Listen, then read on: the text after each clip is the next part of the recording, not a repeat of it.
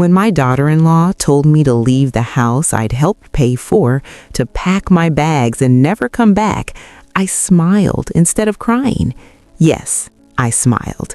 Not because I wasn't hurt, my heart felt like it had been ripped clean out of my chest, but because in that moment, standing in the kitchen I'd cooked 1,000 meals in, holding the suitcase she'd already packed for me, I realized something that changed everything. They could take my home, they could take my voice in that family, but they could never take my strength. My name is Patricia. I'm 58 years old, and for 25 years I poured every ounce of love I had into my son, his wife, and the grandchildren I adored more than life itself. I helped raise those kids. I was there for every fever, every school play, every heartbreak. I gave up my own dreams so they could have theirs. I even sold the little house my late husband and I had worked our whole lives for, just to help them buy the big, beautiful home they live in now.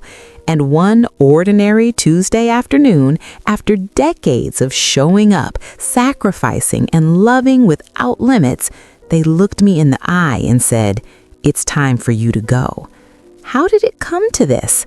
How does a mother, a grandmother, a woman who gave everything end up standing on the porch with nowhere to go? This is my story. It's painful, it's messy, and at times it's almost unbelievable. But if you've ever felt invisible in your own family, if you've ever wondered whether all the love you gave was truly seen, or if you've ever had to find strength you didn't know you had, stay with me, because what happened next, what I did after they closed that door on me, will surprise you. And maybe, just maybe, it'll remind you of the power you still have inside. Let's go back to the beginning. My life wasn't supposed to turn out like this. I grew up in a small town in Ohio, the kind where everybody knows everybody and front doors stay unlocked. My husband, Tom, and I got married young, right out of high school. He worked at the local factory, I waitressed at the diner on Main Street. We didn't have much, but we had each other, and that was enough. When our son, Michael, came along, he was our whole world. Blonde curls, big blue eyes, always laughing.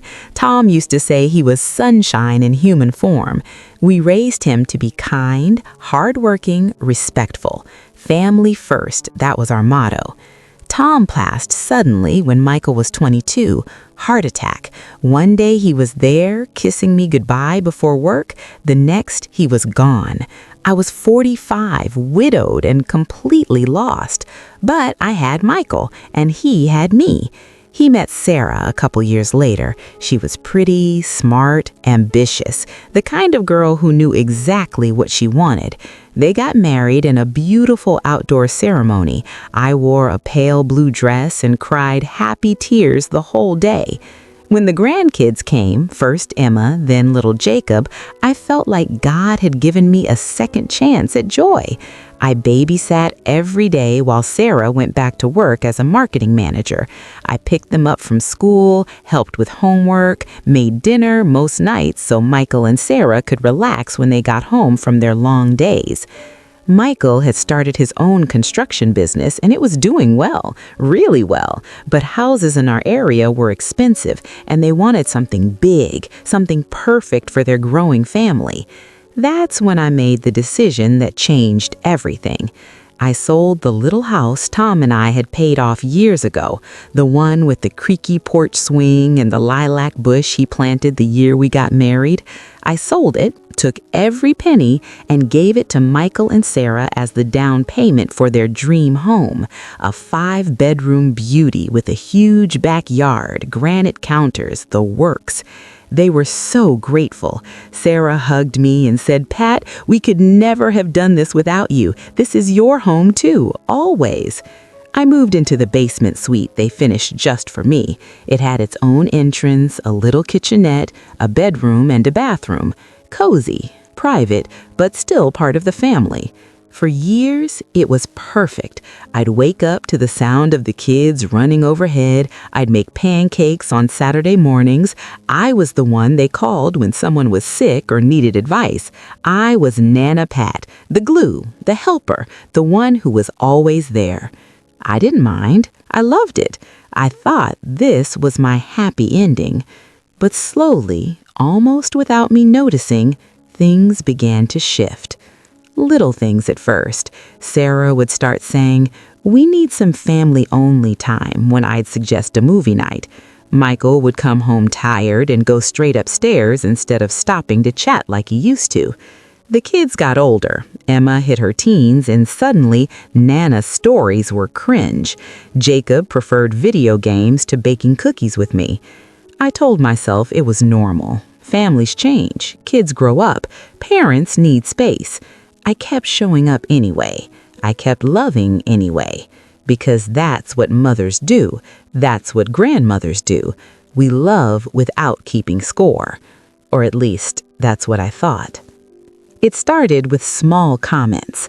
I'd be in the kitchen making dinner, my famous lasagna that everyone used to beg for, and Sarah would walk in and say, "Oh, we're actually doing keto this month, Pat. Maybe something lighter." I'd smile and say, "No problem," and start over. Then it was, "The kids have too much sugar when they're with you." So I stopped keeping cookies in my cupboard. Then it was the laundry. I'd wash the grandkids' clothes when they left them downstairs, fold them neatly, and bring them up. Sarah started saying, "I have a system, Pat. It's fine. I'll handle it." Okay, I backed off. I started spending more time in my basement suite, watching my shows, reading my books, crocheting blankets nobody seemed to need anymore. But I still came up for dinner most nights, still asked about their days, still tried. Then came the big one. Michael and Sarah decided to renovate the basement, my basement, to turn it into a home gym and proper office for me. They sat me down one evening after the kids were in bed. "Mom," Michael started, looking uncomfortable, "business is going great. Sarah got a big promotion. We're thinking about the future, college funds, retirement, all that." Sarah jumped in.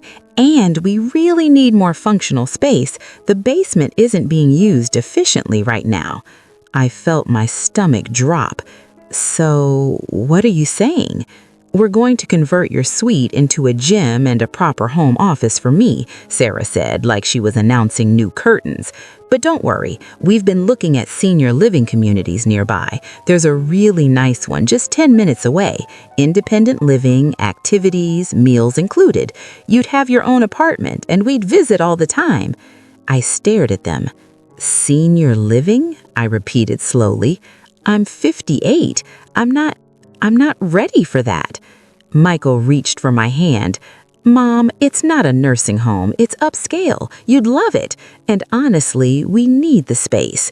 "But this is my home," I said quietly. "I helped you buy this house. I live here." Sarah smiled tightly. "And we're so grateful, truly. But the kids are getting older. We need room to grow as a family." As a family. Without me. I went downstairs that night and cried for the first time in years. But the next morning, I dried my tears and told them I'd think about it. I didn't want to be a burden. I didn't want to cause problems. So I started looking at the brochures they left on my counter. The apartments were nice, clean, modern, but they weren't home. Still, I thought maybe they were right. Maybe it was time. Then came the incident with Emma. She was 16, going through a rough patch, boy trouble, friend drama. One night she came downstairs crying, saying her parents didn't understand. We talked until 2 in the morning. I listened. I shared stories from my own teenage years. I told her she was strong, beautiful, worthy. The next day, Sarah was furious. She told me you said we're too strict, that we don't listen to her. I didn't. She's confused enough with mixed messages, Pat. I was just trying to help. She has parents. She doesn't need a third one. A third one. That one hurt. After that, I stayed downstairs more. I only came up when invited, which was less and less. I started eating alone, watching TV alone, celebrating my birthday alone. Michael noticed once, "Mom, okay? You seem quiet." "I'm fine, honey, just giving you all some space." He hugged me and said, "We love having you here." But his words felt empty. Then came the final straw. Sarah's parents were coming for an extended visit, 6 weeks. They needed my suite. "Just temporarily," Sarah promised. "We'll put you up in a really nice hotel nearby. It'll be like a vacation." A hotel for 6 weeks while her parents took my home. I said yes, because what else could I say? I packed a suitcase and moved into a Marriott 10 miles away. I told myself it was temporary, but deep down, I knew I was being slowly, politely erased. The day they told me to leave for good, it was raining. I'd come back to the house after the 6 weeks. Sarah's parents had gone home, and I was carrying groceries in to make a big family dinner. I thought maybe we could reset, start fresh. I walked into the kitchen and saw boxes. My boxes, packed neatly, labeled in Sarah's perfect handwriting. My books, my photos, my crochet blankets, even the little porcelain angel Tom gave me our first Christmas together. Everything I owned, boxed up. Sarah was at the counter. Michael was standing beside her, arms crossed. "Pat," Sarah said gently, like she was breaking bad news to a child, "we need to talk." I put the grocery bags down slowly. "What's this?" Michael cleared his throat. "Mom, we've made a decision." Sarah continued, "The kids need more space. Emma wants to turn the basement into a hangout spot for her friends, and honestly, it's time." "Time for what?" My voice was steady, surprisingly steady. "Time for you to move on," Sarah said. "We found you the perfect apartment at Willow Gardens, the senior community we showed you. It's available now. We've already put down the deposit." I looked at Michael. He wouldn't meet my eyes. "You've already paid?" I asked. He nodded. "And my things?" "We packed for you," Sarah said brightly, "to make it easier." I walked over to one of the boxes, opened it. On top was the framed photo from Michael's wedding.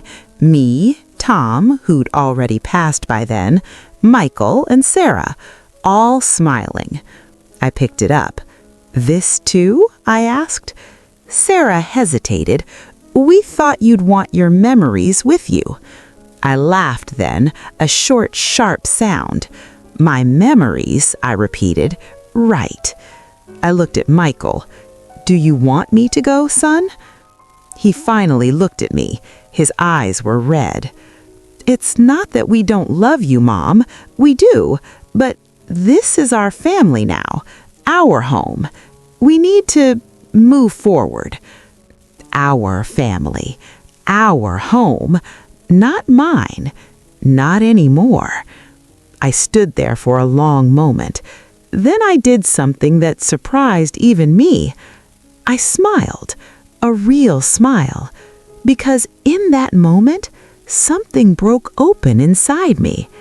Not just pain, clarity. They thought they were sending me away, but they were setting me free. I put the wedding photo back in the box. "Okay," I said calmly. Sarah looked relieved. "Really? You're not upset?" "Oh, I'm upset, but not for the reasons you think." I walked downstairs to my little kitchenette one last time. I made myself a cup of tea. I sat on my couch, and I made a plan. Not a plan for revenge, not a plan to beg, a plan to live. Really live, for the first time in decades. When I came back upstairs, they were waiting awkwardly. "I'll need help loading the car," I said. Michael jumped up. "Of course." As we carried boxes out into the rain, Sarah kept saying things like, "You're going to love it there. They have bingo nights, movie nights, even dances." I just nodded. When the last box was in my old Buick, I turned to them. The kids had come out to say goodbye. Emma looking guilty, Jacob confused. I hugged them both tightly. "I love you," I whispered to each. "Always." Then I looked at Michael and Sarah. "Thank you," I said. They looked surprised. "For what?" Michael asked. "For showing me exactly where I stand." Sarah frowned. "Pat," I held up a hand. "No, it's okay, really." I got in the car, rolled down the window. "One last thing," I said. They leaned in. "I'm not moving to Willow Gardens." Sarah's mouth opened. "But we paid the deposit." "Keep it," I said. "Consider it my final gift." I put the car in reverse. "Where are you going?" Michael called, suddenly panicked. I smiled again. "Somewhere I should have gone a long time ago." And I drove away. In the rearview mirror, I saw them standing in the rain, looking small, looking lost. But I didn't cry. Not yet, because I had somewhere to be. I didn't go far at first. I checked into a little bed and breakfast in the next town over, the kind with floral wallpaper and homemade muffins in the morning. I sat on the quilt-covered bed, surrounded by my boxes, and for the first time in years, I asked myself a question I hadn't dared to ask since Tom died. What do I want? Not what does my son need, not what do the grandkids need, not what does Sarah want. What do I, Patricia, want? And I realized I didn't know. I'd spent so long being mom, nana, helper, giver, I'd forgotten who I was when I wasn't needed. So I started small. I took long walks every morning. I bought myself new clothes, not the practical ones I'd worn for years, but things that made me feel pretty. A soft red sweater, jeans that actually fit, boots with a little heel. I got my hair cut, not the same short, easy style I'd had forever, but layers, highlights, something fun. People noticed. The woman at the coffee shop said, "You look different, good different." I started smiling at strangers, and they smiled back. One day I drove to the coast, 3 hours away. I'd always wanted to live near the ocean, but Tom hated sand, and then life got busy, and then he was gone. I stood on the beach in December, wind whipping my new hair, and I cried. Finally. Big, ugly, healing tears. For the marriage I lost too soon, for the years I gave away, for the family that didn't want me anymore. But also tears of relief, because I was free. I rented a tiny cottage by the sea, 1 bedroom, blue shutters, a porch with a view of the waves. I unpacked my boxes slowly. I hung Tom's angel on the wall. I put out photos, but only the ones that made me happy. I didn't put up the wedding photo. Not yet. I got a part-time job at a little bookstore in town. The owner, Margaret, was 72 and fabulous. She wore purple glasses and told stories about traveling the world in her younger days. She became my first real friend in years. We'd close the shop and drink wine on her deck, talking about everything and nothing. I started painting, something I'd loved as a girl but given up. Watercolors of the ocean, sunsets, seashells. I wasn't good, but I didn't care. I joined a yoga class. I laughed out loud in public. I danced in my kitchen to old songs. And slowly, I came back to life. The kids called sometimes. Guilt calls. "Nana, are you okay?" Do you need anything? I'd tell them I was wonderful, because I was. Michael called once, drunk, crying. "Mom, I miss you. I'm sorry." I listened. I didn't fix it. I didn't rush back. I said, "I love you. I'm here if you need me, but I'm not coming back to live there." Sarah never called. Emma texted sometimes, sent photos. I responded with hearts and encouragement, but I didn't beg for visits. I let them feel the space I left. And one day, Emma showed up, alone. 18 now, college looming. She knocked on my cottage door with a suitcase. "Can I stay for a week?" she asked, eyes red. "Of course," I said. We talked, really talked. She told me how empty the house felt without me, how her parents fought more now, how she realized what they'd done. I didn't say I told you so. I just listened, held her while she cried, took her to the beach, taught her to paint. When she left, she hugged me tight. "I get it now, Nana, why you left. You weren't running away. You were choosing yourself." I cried then, good tears. Jacob visited next, then Michael, alone. We walked the beach. He apologized, really apologized. I forgave him, but I didn't move back because I'd built something here, a life, my life. It's been 2 years now. I'm 60. I live in my little blue-shuttered cottage. I still work at the bookstore. I've sold a few paintings at local art fairs. I have friends, real ones who know me, not just what I can do for them. I date sometimes, nothing serious yet, but I'm open. The grandkids visit regularly now. They bring laundry and stories and stay for weekends. We laugh, we heal. Michael and Sarah are figuring things out. They sold the big house, downsized. I don't ask too many questions. Some things aren't mine to fix anymore, and that's okay. I learned something powerful when they took my voice in that family. They didn't silence me. They freed me, because sometimes the greatest act of strength isn't staying and fighting. It's walking away with your head high, choosing yourself, rebuilding, blooming where you're planted, even if you have to plant yourself.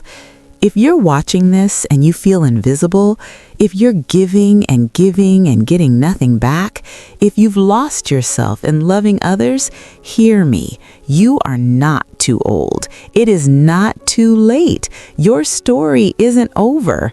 They can take your home. They can take your role, but they can never take your strength unless you let them. So don't.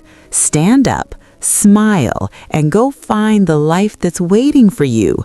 I did, and I've never been happier. Thank you for listening to my story. If it touched you, if it made you think about your own life, please let me know in the comments. Have you ever had to choose yourself when no one else would? What did you do? Share your story. And if this resonated, please hit that like button, subscribe for more real stories like this, and turn on notifications so you don't miss the next one, because you deserve to hear stories that remind you your voice matters, your strength is real, and your best chapter, it might be the one you write after everyone else thinks the book is over. Take care of yourselves out there. I'll see you in the next one.